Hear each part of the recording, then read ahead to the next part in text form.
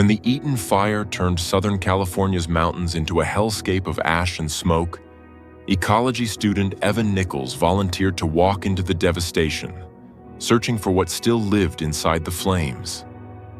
Beneath a charred oak tree, he found a bobcat, barely alive, its paws scorched and raw from the searing earth. The sight froze him. Its body was gaunt, its fur matted with soot, and its strength nearly gone. Even the seasoned veterinarian, hardened by years of fieldwork, shook his head in despair. Other volunteers turned away, believing this was one battle too cruel to win, convinced the fire had already claimed another victim. But Evan didn't hesitate. He inhaled the acrid air, steadied his trembling hands, and did the unthinkable. He carried the broken creature straight to the Pasadena Humane Society. This was no longer just about saving one animal. It was about defying the odds, confronting the impossible. What happened next would challenge everything they thought they knew about hope, healing, and the unbreakable will to survive. Before we start, hit the like button and make sure to subscribe if you haven't, and hit that notification bell so that you won't miss any new stories. The sky over Sierra Madre was the color of a blood orange, bruised with smoke. For 3 days, the Eaton fire had devoured the San Gabriel Mountains, its insatiable hunger turning thousands of acres of chaparral and pine into a monochrome world of ghosts. Ash fell like a perverse gray snow over the manicured lawns of Pasadena, a constant, gritty reminder of the inferno raging just beyond the city's edge. For Evan Nichols, an ecology student from the flat, green Midwest now studying in California, it was an apocalypse in postcard form. He'd spent his life studying ecosystems in textbooks, memorizing the delicate ballet of predator and prey, the intricate life cycles of flora and fauna. He could write a 1,000-word essay on the Pyrrhic succession of a forest after a burn, but he had never smelled it. He'd never felt the heat radiate from the asphalt or tasted the grit of a cremated forest on his tongue. Now, the theory was real, and it was suffocating. Helplessness was a physical weight. He watched the news, saw the lines of cars evacuating, the exhausted, soot-streaked faces of firefighters. He had to do something. A call for volunteers went out from the Pasadena Humane Society, not for fighting the fire, but for something just as daunting: walking into the cooling, blackened zones to search for animal survivors. It was a fool's errand, they were told. A desperate hope. Evan signed up without a second thought. The briefing was grim. A veteran wildlife rescue coordinator, a woman named Mariah with tired eyes and a no-nonsense demeanor, stood before a small group of volunteers. "Your job is simple and it's impossible," she said, her voice raspy from the smoke-filled air. "You're looking for anything that's still moving. Anything that's still breathing. The fire moves fast, but some animals are smart. They find burrows, rock crevices, drainage pipes. Most don't make it, but some do. Your job is to find the some." She warned them about the dangers: unstable trees, hot spots that could flare up without warning, and the panicked, unpredictable nature of injured wildlife. "Don't be a hero," she concluded, looking each of them in the eye. "Your safety comes first. If an animal is too aggressive, too large, you call it in. Do not engage, especially with predators. A scared mountain lion or bobcat will not thank you for your help." Evan, clad in thick leather gloves, heavy boots, and a yellow protective shirt, felt a tremor of fear run through him. This was a world away from the sterile labs and quiet libraries of his university.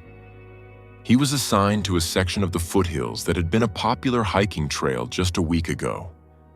Now it was a landscape of skeletal trees clawing at the smoky sky.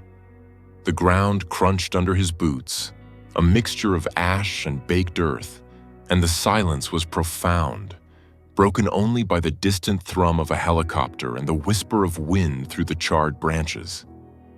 He walked for hours, his eyes scanning the devastation. He saw things he wished he could unsee. The perfectly preserved charcoal effigy of a squirrel, its tiny paws held up as if in prayer. The scorched remains of a deer that hadn't been fast enough. With each step, the hope that had propelled him forward began to curdle into despair. Maria was right. This was impossible. Just as he was about to radio in and move to another grid, he saw it. A flicker of movement beneath the blackened husk of what was once a mighty oak tree. He froze, his heart hammering against his ribs. He expected a coyote, maybe a raccoon. He raised his binoculars, his hands unsteady. The shape that resolved in the lenses made the air catch in his throat. It was a bobcat. Not the sleek, powerful predator from his textbooks, but a wretched creature, a ghost of its former self. Its tawny coat, usually a masterpiece of natural camouflage, was matted with soot and filth. It was gaunt, its ribs a faint outline beneath its fur. But it was the paws that made Evan's stomach clench. All four were a horrific, angry red, blistered and burned raw from the scorching earth. He lowered the binoculars, his mind racing. Evan took a deep, shaky breath, the acrid air searing his lungs.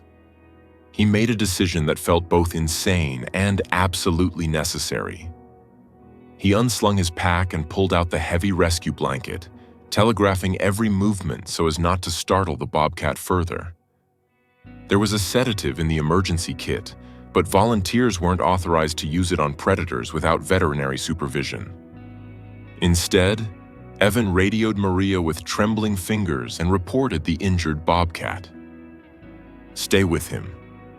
Do not attempt to drug him yourself," she replied. "I'm on my way with Dr. Harris." Evan laid the blanket on the ground and slowly, gently edged it forward. The bobcat trembled, a violent shudder that shook its whole frame. It hissed, baring teeth that were surprisingly white against its blackened face. But it didn't lunge. It didn't strike. It held its ground, trapped by pain and exhaustion. When Maria and Dr. Thorne arrived, they assessed the situation quickly. Under the veterinarian's calm instructions, Evan and Maria used the blanket to corral the bobcat and hold him steady while Dr. Thorne delivered a measured dose of anesthetic with a pole syringe. The cat flinched but was too weak to react further. They waited, counting the seconds, until his amber eyes grew heavy and his head drooped. Then, with a prayer on his lips, Evan gathered the animal in the blanket. It was heavier than he expected, a dense weight of muscle and bone, but also terrifyingly fragile. As he lifted it from the ashes, he felt a profound electric connection, a sense of having crossed a sacred boundary between his world and the wild. The scene at the Pasadena Humane Society was one of organized chaos. The facility, normally filled with the yelps of stray dogs and the meows of abandoned kittens, had been transformed into a MASH unit for the environment. Every available space was occupied. In one cage, a great horned owl with singed wing feathers stared with unnervingly large eyes. A peacock, its magnificent tail feathers reduced to charred wisps, stumbled around a pen, its feet blistered and raw. In a corner, a line of cardboard boxes held sparrows and finches, coughing weakly from smoke inhalation. Evan carried his precious blanket-wrapped bundle through the maelstrom, his gaze landing on the face of a man who seemed to be the calm center of the storm. He was older, with a salt and pepper beard and surgical scrubs spattered with evidence of a long, hard day. This was Dr. Eris Thorne, the lead wildlife veterinarian. "What have you got, son?" Eris asked, his voice weary but kind. "Bobcat," Evan said, his own voice sounding thin. "Male, I think. All 4 paws are badly burned. He's sedated." Eris's eyebrows shot up. He guided Evan to an examination room, a sterile island in the sea of noise and fur and feathers. They laid the animal on the cool metal table, and Eris gently unwrapped the blanket. What lay there made both men fall silent. The burns were worse than Evan had realized. The paw pads were gone, exposing raw, weeping tissue. "My God," Aris breathed, his professionalism momentarily cracking.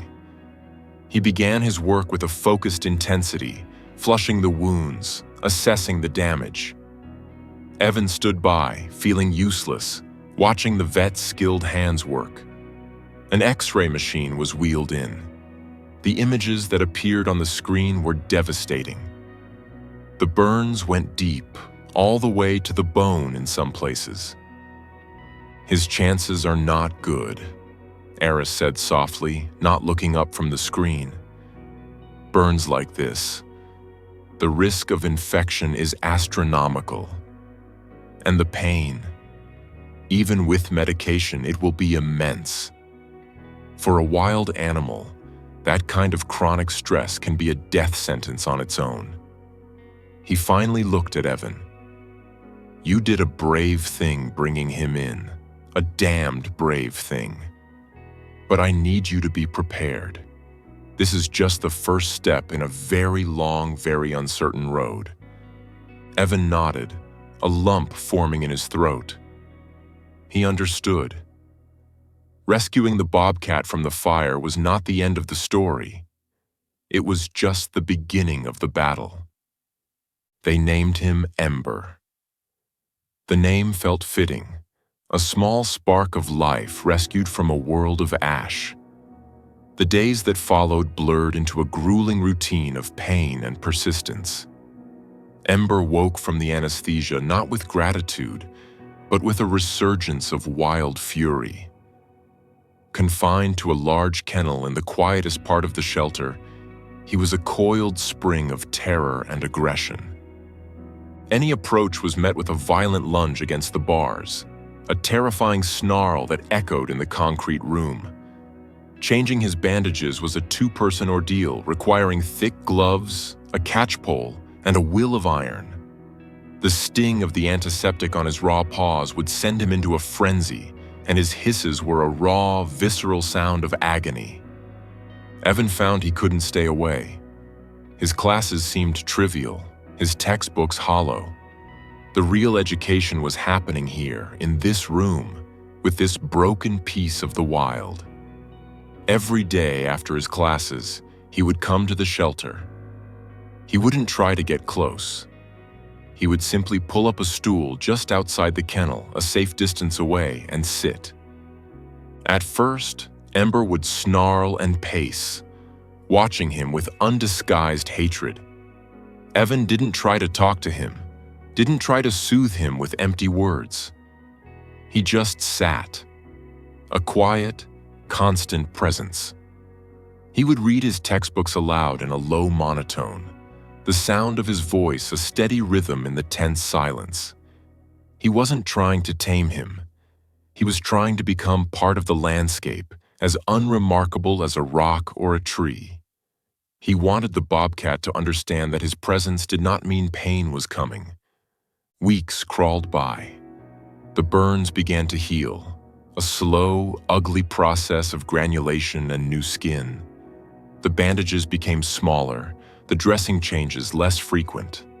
And slowly, imperceptibly at first, something began to shift. One afternoon, Evan was reading a dense chapter on soil composition when he noticed the pacing had stopped. He looked up. Ember was lying down, his body still tense. But he was watching Evan with an unnerving stillness. The feral rage in his eyes was still there, but beneath it, there was something else. A flicker of curiosity, a reluctant recognition. A few days later, a milestone. Evan placed a bowl of food inside the kennel, as he always did, using a long pole to slide it in. Normally, Ember would wait until he had retreated completely from the room before approaching the food. Today, he waited only until Evan was back on his stool. Then, with his eyes locked on Evan, the bobcat limped to the bowl and began to eat. It was an unspoken truce, a fragile understanding forged in the quiet space between a wounded animal and a determined young man. "You are the one who pulled me from the fire," those amber eyes seemed to say. "You are the one who sits here when there is no pain. I do not trust you, but I know you." The months passed. Winter gave way to a spring that brought a miraculous green fuzz to the blackened hills of the San Gabriels. Ember's recovery was just as miraculous. The fur on his paws grew back, hiding the scarred pink skin beneath. He moved with a new confidence, his limp almost gone. The muscle he had lost was returning, and he was beginning to look like the magnificent predator he was born to be. The fire was gone from his paws, but it had returned to his eyes, a wild, untamable flame. Dr. Eris Thorne declared him ready. "He's as healed as he's ever going to be," he told Evan, clapping a hand on his shoulder. "He's strong. He's wild. It's time to give him his life back." The day of the release was bittersweet. Evan felt a pang of loss so sharp it surprised him. This creature had become the focal point of his life for half a year. But he knew this was the goal, the only ending that mattered. Success meant saying goodbye forever. They drove deep into the Angeles National Forest, to an unburned section teeming with life, miles from where they had found him. The air was cool and smelled of pine and damp earth. Evan carried the crate to a clearing. He knelt before it, his heart pounding a strange, syncopated rhythm of joy and sorrow. "This is it, buddy," he said softly, his hand resting on the metal latch. "You're home." He opened the door. For a long moment, Ember didn't move. He stood at the edge of the crate, sniffing the air, his body a statue of coiled potential. Then, he stepped out onto the soft earth. He took a few steps, then stopped. He turned his head and looked back at Evan. It wasn't a look of affection. It was a look of pure, undiluted wildness. An acknowledgement, a final, silent appraisal. And then he was gone, melting into the undergrowth as if he were made of shadow and smoke, leaving only the rustle of leaves in his wake. Evan stared at the empty space where the bobcat had been, a profound silence settling over him. It was over. A year and a half later, Evan was no longer a student. The experience with Ember had solidified his path. He was now a junior field biologist, working on a long-term study of ecosystem recovery in the burn zones of the San Gabriel Mountains. He spent his days hiking the same scarred hillsides, now carpeted with vibrant wildflowers and new-growth scrub oak. Life, he had learned, was relentlessly stubborn. He often thought of Ember, wondering if he had survived. The odds were stacked against a rehabilitated predator, reclaiming territory, hunting successfully after months in captivity. It was a monumental challenge. He hoped the bobcat had made it, but he knew he would likely never know for sure. One crisp autumn afternoon, Evan was sitting on a sun-drenched boulder, making notes on the return of the deer population to a particular canyon. He had been still for the better part of an hour, letting the rhythms of the forest settle around him. He felt that familiar prickling sensation on the back of his neck, the ancient instinct that tells you are being watched. He slowly lifted his head, his eyes scanning the dense manzanita brush across the clearing. At first, he saw nothing. Then, a shape detached itself from the dappled sunlight. A bobcat. Evan's breath caught in his chest. It was a large, healthy male, its coat thick and gleaming, its movements fluid and confident. He reached for his binoculars, his hands trembling slightly. He focused on the animal's front paws as it stepped carefully over a fallen log. On its left front paw, he could just make out the faint, telltale pattern of scar tissue, a slightly paler shade of skin visible through the fur. It was him. It was Ember. A wave of emotion washed over Evan. Relief, joy, and a profound sense of awe. He had survived. He had reclaimed his place in this wild, unforgiving world. Evan stayed perfectly still, not wanting to break the spell. This was more than he had ever hoped for. Just to see him again, thriving and free, was a gift. Ember paused at the edge of the clearing, his head raised, testing the wind. He looked directly toward the boulder where Evan sat. For a heartbeat, their eyes met across the distance, a silent acknowledgement passing between them. Then Ember turned his head and let out a soft, chuffing sound. And what happened next left Evan utterly, completely stunned. From the shadows of the manzanita, two small, spotted figures tumbled out into the clearing. They were bobcat kittens, clumsy and curious, their ears comically large for their heads. They pounced on each other, rolling in the dirt, the very picture of health and vitality. A sleek female bobcat emerged from the brush and began to groom one of the wrestling kittens, keeping them close with gentle chuffs. A large male bobcat, Ember, watched from a distance, his posture relaxed but alert. In bobcat society, males do not provide paternal care. They roam widely and defend territories that may overlap those of several females. Evan knew he was lucky to see him at all. Ember's presence here meant he had reclaimed a territory and found at least one mate. But the work of raising these youngsters belonged solely to their mother. Evan lowered his binoculars, his eyes wet with tears.